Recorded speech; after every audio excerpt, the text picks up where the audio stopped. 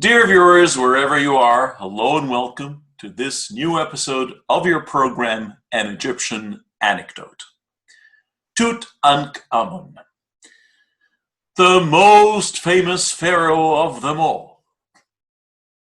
If you ask any layman, anywhere around the world, if you ask them about the pharaohs, and if you ask them to name one pharaoh, only one pharaoh, most probably it will be Tutankhamun, the very famous pharaoh for his golden mask, for his most complete tomb, discovered by the British archaeologist Howard Carter. He is also connected to what is called the curse of the pharaohs, or the curse of the mummies. Is this a fact or is it a myth? Again, what's the reason behind it if it's a fact? Another thing, Tutankhamun was the son of the other very famous pharaoh that we talked about last episode, Akhenaten. Tutankhamun began his life as Tutankhaten, then switched to Tutankhamun. So what happened in between?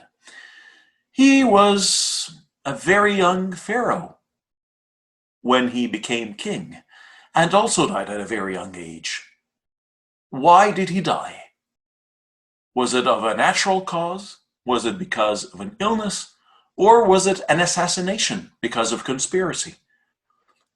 To know much more about Tutankhamun, I'm really delighted to be accompanied today by Naveen Ashur, the scholar of Egyptian history. Naveen, hello and welcome to the program one more time.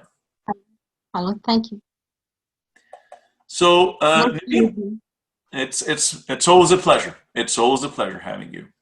And to start off, why do you think Tutankhamun is that famous? Although he ruled for a very short time, but why is he such a very, very famous, or actually the most famous pharaoh of them all around the world? Well, I think that's because his tomb was completely intact. Everything was in place, even it wasn't that good or wasn't the most beautiful tomb of the pharaoh tombs, but it was intact. Nothing was stolen or taken. Even the seals that were put at the entrance were still the same. This is why he's very, very famous. He gave us the chance to see particular steps or items or whatever that was happening when mummifying the pharaoh, and the equipment and the furniture, the items used in his tomb. Everything was complete. So the most important reason why he is the most famous pharaoh of them all is because his tomb was intact. It was not touched or was not looted by any thieves.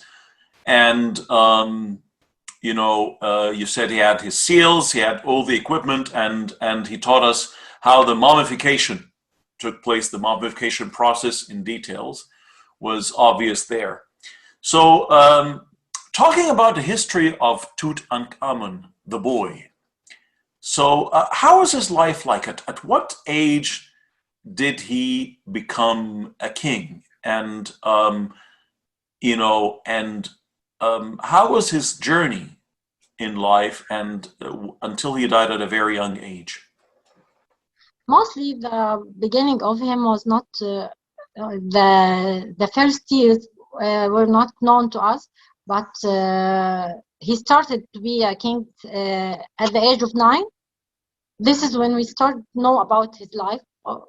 I think also what we know is not that much to be sure of everything. Most of the things we know are not sure, not affirmed, just bits and pieces, and we connect the dots to make a like to fantasy something or imagine the how it was, but it wasn't completely written and sure.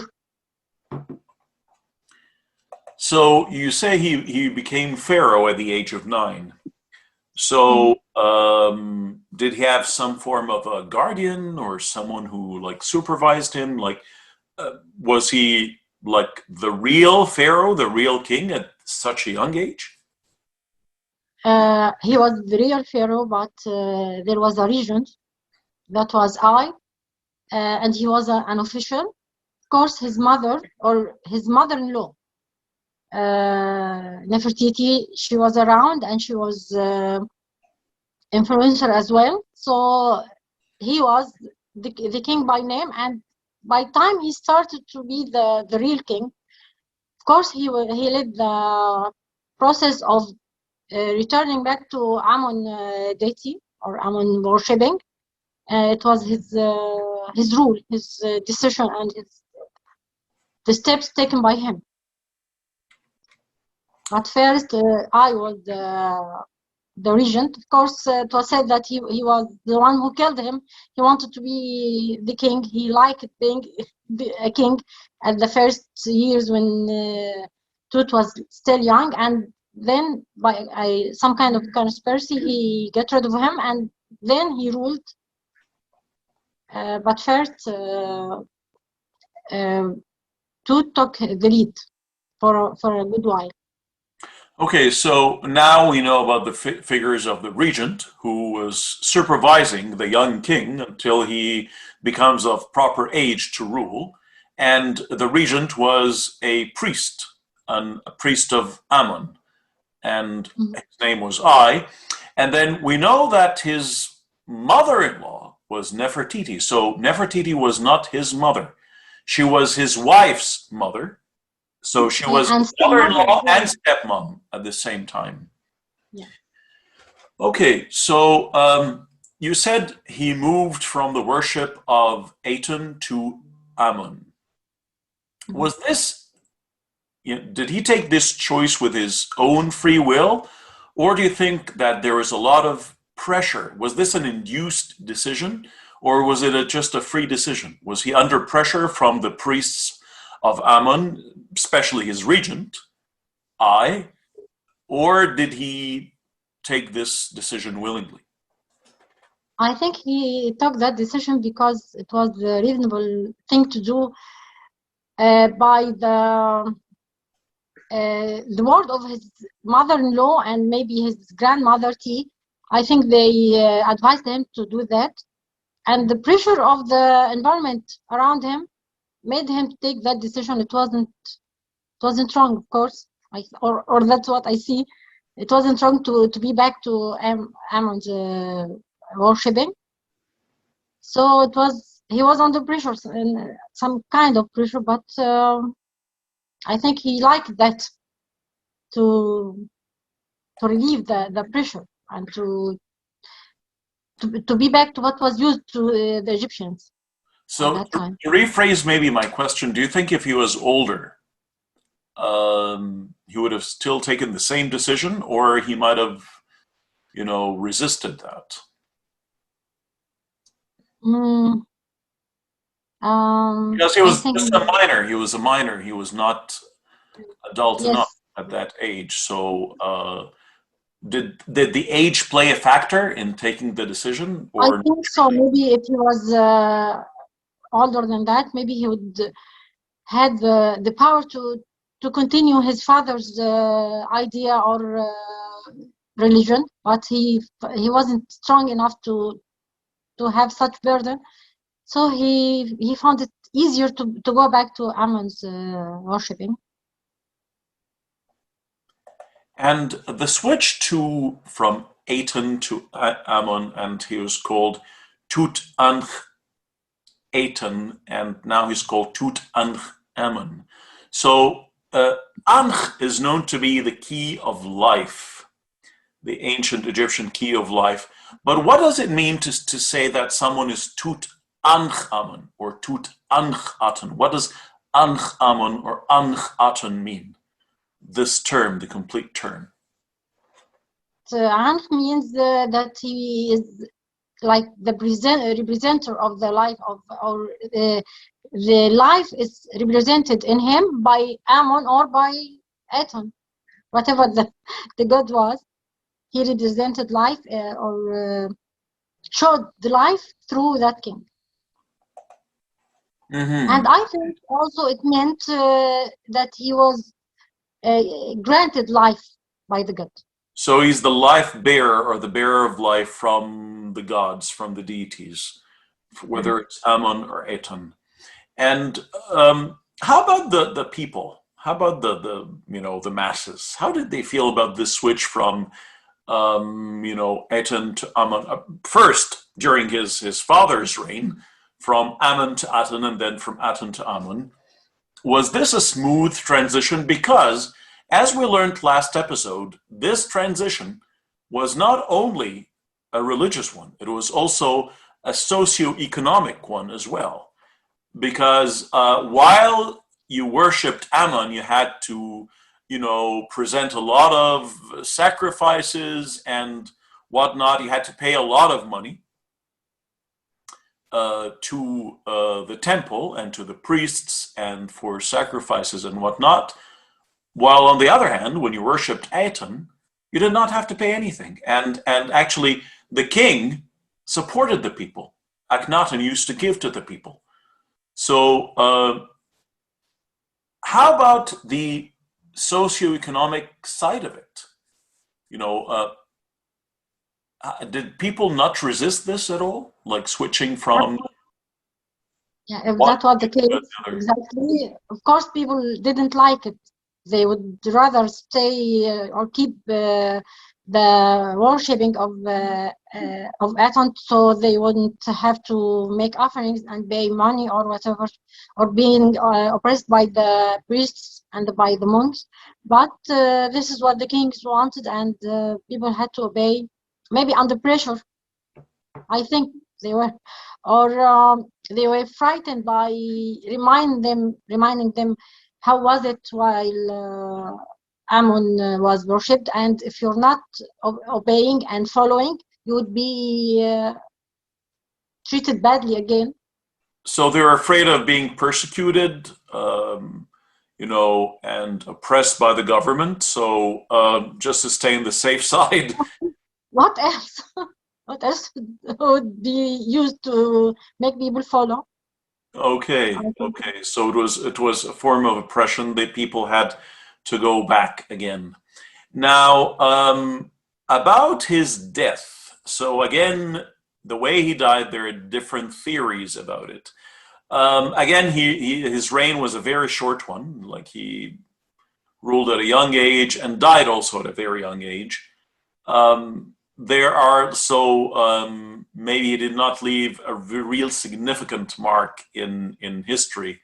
But the way he died, some people would say that he died because of a disease, a hereditary disease, because of, because there are a lot of, intermarriages between siblings would marry one another, and so the gene pool was very limited, so therefore he might have had weak genes. That's one interpretation or one idea about the cause of his death, some form of illness. The second one is that he was in war, in a battle. He died during battle, and so he was smited by one of his enemies. And then the third is that he was assassinated because of conspiracy. Which one do you believe to be the most credible interpretation? I think he suffered from being not very well because of the marrying siblings and that thing. But I think that didn't kill him. He was killed by war. While he was in war, he was injured and then he died by that. Also, a lot of people say that there was a conspiracy and he was killed because I wanted to regain being the king or being the real king. But I think no, he was killed because he was injured in war and then suffered until he died. So his reign was different from his father's. So not only the worship of Amun instead, or the return to the worship of Amun instead of Aten, but again back to war. Like the reign of Akhenaten was a very peaceful reign, and he avoided going to war, but not like his son. So Tutankhamun started war, started going to battle. So it was a different reign, or maybe actually it was all because of the regent. The regent, he was the one who was the de facto king. The real king was the regent, and not Tutankhamun himself. Now, moving to the most important thing, which is his tomb. His tomb was discovered by Howard Carter. So there is, like, as we know, the pharaohs, they had a sarcophagus, they had a coffin box, they had a mummy. There were, like, different boxes inside one another until there is the stone sarcophagus that contained them all. But why was Tutankhamun's tomb the only one that was intact? Why is it that only his was the only one that was intact? Which is very different from all other pharaohs that came before or even after him. Because he died like suddenly. It wasn't expected to die at that time, so they had to accelerate the process of mummifying and burying him. So they had to use some kind of small tomb. It was not made for him. Maybe they were building him a tomb, and then as he died and that tomb wasn't completed, they used the complete one. It was small. It was, things were stuck in. And I think they were not ready to bury him. So that tomb was small and under one of another tombs. And by time it was covered by dust, by sands, by rocks, and it was discovered like accidentally. It wasn't by mining or by querying to find tombs. It was only found by accident. That's why it was intact. So not normal ways of excavation. It was just found by accident. And you said, like, they had to expedite, the process of mummifying and burying him. So it was done in a real rush. So they just put him in any other tomb, and that's why his tomb wasn't a very fancy or a very obvious one. It wasn't that extravagant from the outside, at least. Maybe from the inside it was very extravagant, but from the outside it didn't really catch the eye. So if I'm coming to rob a tomb, it wouldn't really catch my attention. Yeah. And this is why it might have been saved. Now, Howard Carter discovered this tomb, and inside the tomb, like, things were sort of crammed like a can of sardines, really, inside the tomb. Everything was just there. Yeah, you would wonder how come such a lot of things were put in that small place. And why do you think all these things were there? Because there are other people who would also say, like, not everything really belonged to Tutankhamun. Many things did not belong to him. They belonged to other people. Is that really true? Like, might that be the reason why it's so crowded and crammed within the tomb? Yes, maybe because when he died and they were not ready for him, things were given, like gifted to him or borrowed or taken to just complete the equipments he would take with him to the other life. That's why some things, not most of course, some of the things were not made specifically to him, just to finish the process, to bring things that are needed from other places, other tombs, or other. Maybe some people gave them, like gifted them to the king, the dead king, so the tomb would be completed. And like his very famous golden mask. How unique is this golden mask? Is it really a unique one compared to his predecessors, or or is it just a regular mask compared to other pharaohs?